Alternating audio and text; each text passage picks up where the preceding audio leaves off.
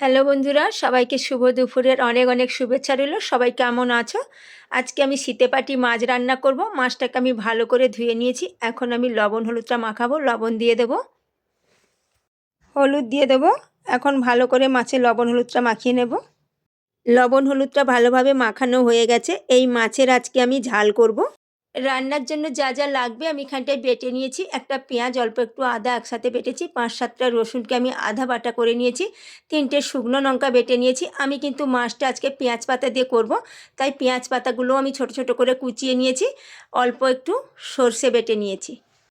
এখন আমি রান্নাটা করব। আগে আমি মাছগুলো ভেজে নেব। তেল আমার ভালোভাবে গরম হয়ে গেছে, মাছ দিয়ে দেবো।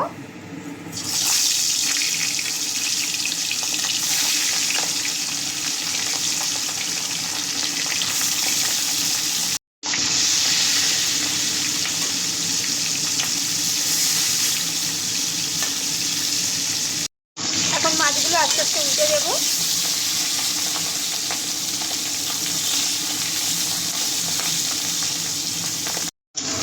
মাছগুলো ভালোভাবে ভাজা হয়ে গেছে, এখন আমি তুলে নেব।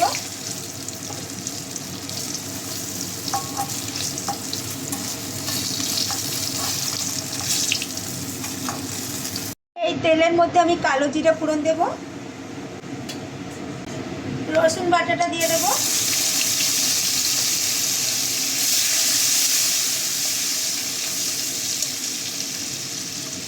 পেঁয়াজ বাটা দেব। পেঁয়াজ আর আদা একসাথে দিয়ে রেখেছিলাম।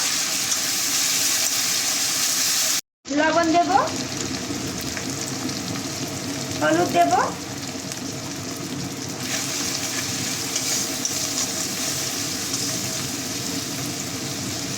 শুকনো লঙ্কা বাটাটা দিয়ে দেবো। পেঁয়াজ পাতাগুলো যে কেটে রেখেছিলাম ওগুলো আমি দিয়ে দিয়েছি। কাঁচা লঙ্কা দিয়েছি 4টে। এখন যে সরষেটা বেটেছিলাম ওটা দিয়ে দেবো। অল্প একটু জল দিয়ে গুলে নিয়েছি। বাটিটা দিয়ে একটু জল দিয়ে দেবো।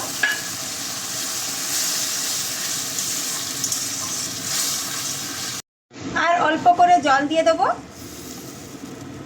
এটা একদম মাখা মাখা করব। ঝোলটা ভালোভাবে ফুটে গেছে, এখন ভেজে রাখা মাছগুলো দিয়ে দেবো।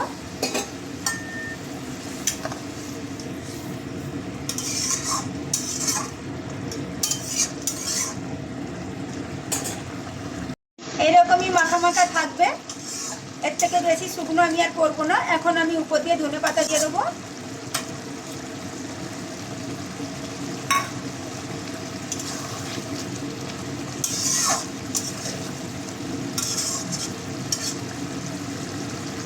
মাছের ঝাল একদম রেডি হয়ে গেছে বন্ধুরা। আমি যেভাবে রান্না করলাম একবার এইভাবে করে খেয়ে দেখবেন, আশা করি আপনাদের ভালো লাগবে।